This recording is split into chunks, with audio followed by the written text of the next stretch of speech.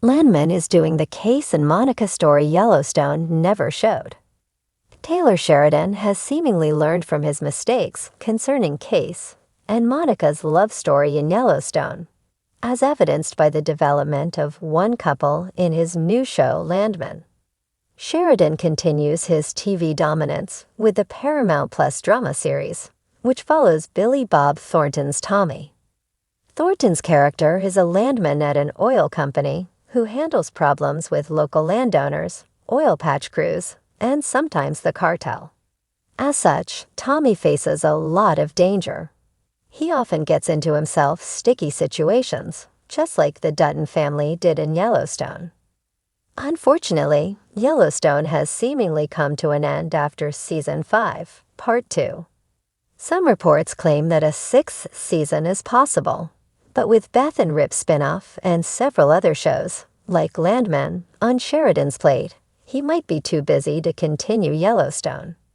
Based on the positive response to Landman, it's probably for the best that Sheridan focuses on his newer projects. Fans can move on from rooting for Kayce and Monica in Yellowstone to cheering for another couple in the Paramount Plus drama.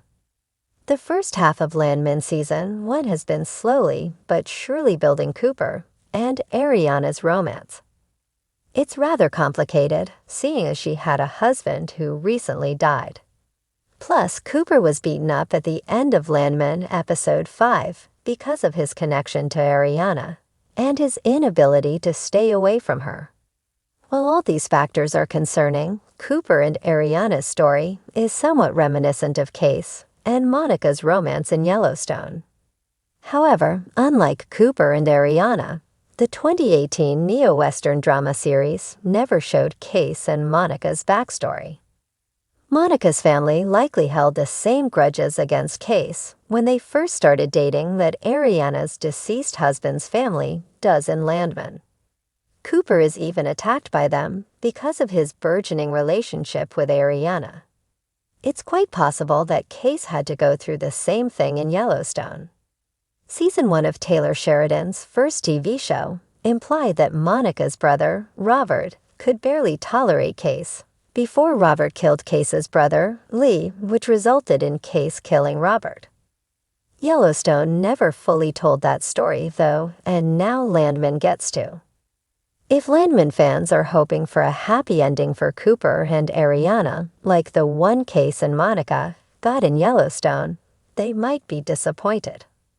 Only 6 episodes have aired, but Cooper and Ariana's relationship surely isn't being built on steady ground. Ariana is still mourning her late husband while forming a close bond with Cooper. Consequently, their story might end in heartbreak. At the very least, Cooper and Ariana won't have an easy journey as Landman continues. Landman is the kind of guy who's seen it all. From the sprawling oil fields of West Texas to the dense timberlands of the Pacific Northwest, he's forged a career navigating contracts, brokering uneasy alliances, and making impossible choices. But when he found himself on the doorstep of the Yellowstone Ranch, there was a flicker of something different in his usually steely eyes. Maybe it was the weight of the land itself, or maybe it was the story he was about to unearth, Kayce and Monica's Untold chapter, the one even the Duttons hadn't dared to share. It started with a ledger. Landman wasn't a man prone to idle curiosity, but when John Dutton's eldest ranch hand handed him a weathered notebook, he felt the tug of something bigger. "This here's old business," the man said, scratching the back of his neck. "Belonged to Kayce. He never spoke much about it, but we figure someone ought to know." Landman flipped it open, scanning entries written in a hurried scrawl. Kayce's handwriting, raw and unguarded, painted a picture not of a man torn between his family's legacy and his love for Monica, but of one determined to carve a path neither had considered. Kayce had always been the quiet storm, the type of man whose silence spoke louder than words.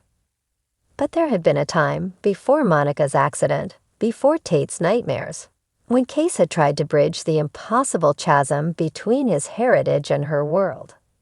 It wasn't enough to live on the fringes of Yellowstone and Broken Rock. He needed to give Monica something she'd never had, a sanctuary that belonged to them both. The journal entries began with Kayce's first steps into what he called the Ridge. Located on the southernmost edge of the Yellowstone Ranch, it was a stretch of land John had long deemed worthless. Too rocky for cattle, too barren for crops. But Kayce saw something else. "This is where it starts," he wrote. "A place where no Dutton or Long ever laid a claim. It's ours." Monica had been skeptical. Landman could almost hear her voice in the margins, questioning his every plan. "We can barely keep the house standing, Kayce," she'd said. "Now you want to rebuild a dream." "Not rebuild," Kayce had replied. "Build something new. For us." And so began a journey that neither of them would speak of in the years to come. With Tate strapped to his back and Monica's cautious support, Kayce began transforming the Ridge. He'd carve trails, dig wells, and barter with anyone willing to trade supplies. There were setbacks, a landslide that nearly cost him his life, a winter storm that wiped out his first round of livestock. But he kept going. "Every stone we lay here," Kayce wrote, "is one less weight for Tate to carry. He'll grow up knowing there's a place that's ours alone." Landman found himself poring over the journal late into the night, piecing together the Untold narrative. The Ridge wasn't just a homestead. It was a battleground for Kayce and Monica's marriage. They fought over everything: the isolation, the dangers, the secrets. But it was also a place where they found their truest selves. One entry stood out. It was dated just weeks after Monica's teaching accident, a time when her physical and emotional scars were still raw. "She doesn't see herself in mirrors anymore," Kayce wrote. "But out here, with the wind and the wildflowers, she looks free. She's starting to smile again." Monica's contributions were quieter, but no less impactful. While Kayce worked the land, she turned to the elders of Broken Rock, seeking wisdom and guidance. "If this is going to be a place for our family," she told them, "I want it to honor where we both come from." Landman found notes tucked into the journal's back pages, detailing ceremonies Monica had conducted at the Ridge's highest point. Prayers were offered, earth was blessed, and in one poignant entry, Monica described teaching Tate how to leave offerings for the spirits. "It's not about what you take," she wrote. "It's about what you give back." The final chapters of the journal were harder to read. The optimism that had driven Kayce and Monica began to fray as the weight of their respective worlds crept in. There were mentions of Joan's growing distrust, of Rainwater's veiled warnings, of Kayce's nightmares, visions of wolves and fire that he couldn't shake. "Maybe this place is cursed," one entry read, "or maybe it's just us." But even as doubt seeped in, there were moments of profound clarity. One night, after a particularly bitter argument, Kayce had written, "I'll never stop fighting for her. For us.